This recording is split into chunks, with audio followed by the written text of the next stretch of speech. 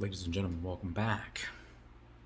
In case you missed it, September 1st, we were blessed, we were graced with a, State of the Union address from our glorious fucking Alzheimer patient in chief.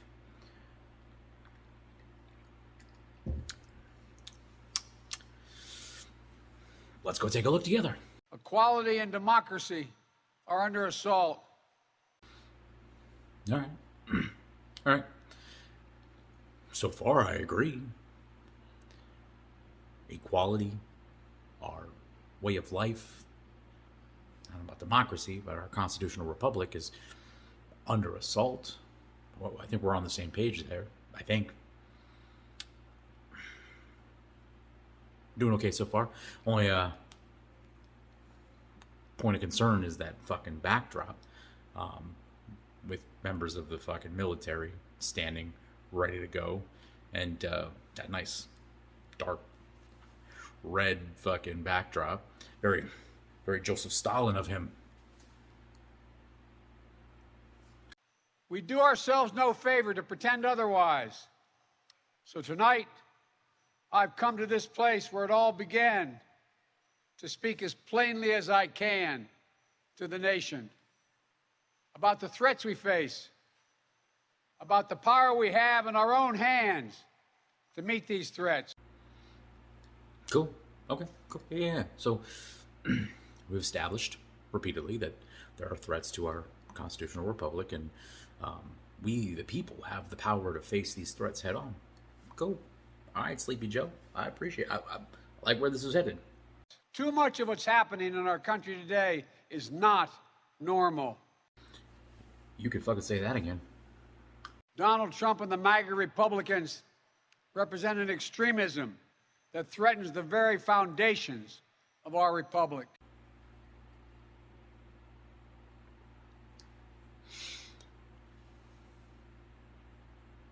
What? The fuck? He did not just say that shit. But there's no question that the Republican Party today is dominated, driven, and intimidated by Donald Trump and the MAGA Republicans.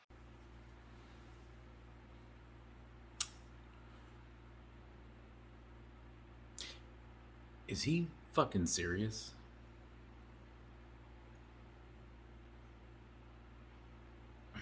So,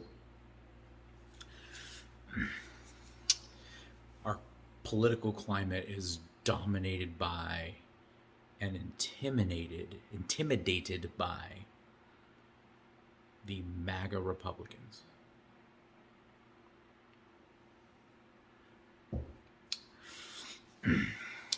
So we're just gonna pretend like the left-leaning and Joe Biden voting Black Lives Matter didn't go out and burn down cities and terrorize people and kill other black people and destroy black-owned businesses and drag people out of their big rigs and beat them to death on the highway and leave them for dead. We're going to pretend like that didn't happen. Okay, cool. We're going to pretend like Antifa, the ones who employed fascist tactics to be anti-fascists, haven't gone around and terrorized, worn masks, gone to rallies, beat people up, hurt people, intimidated people.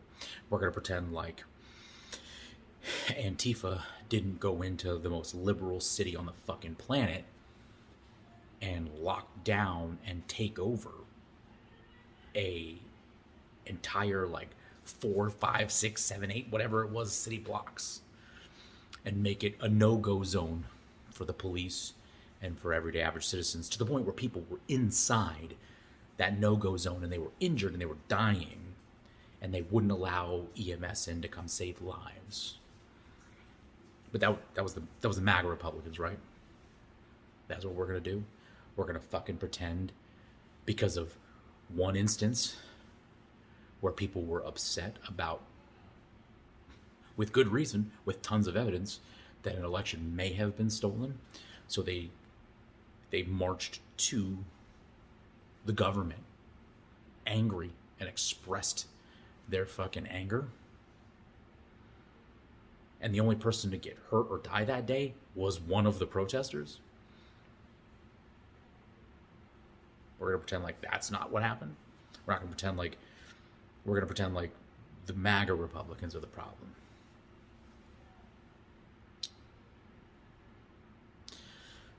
We're going to pretend like you didn't just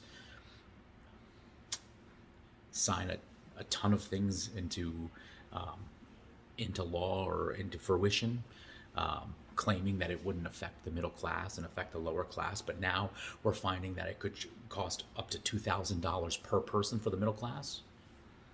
And it's going to end up hurting the wallets and the livelihood of the middle class like you promised it wouldn't. We're going to pretend like that didn't happen. We're going to pretend like you haven't sent hundreds of billions of dollars to another country so they could fight a war while you're actively trying to disarm our own people. We're going to pretend like you didn't just fucking say that in order for citizens to go toe-to-toe with the U.S. military, because we don't need AR-15s, you would need an F-15. You didn't just threaten that we couldn't stop the U.S. military if we needed to or wanted to.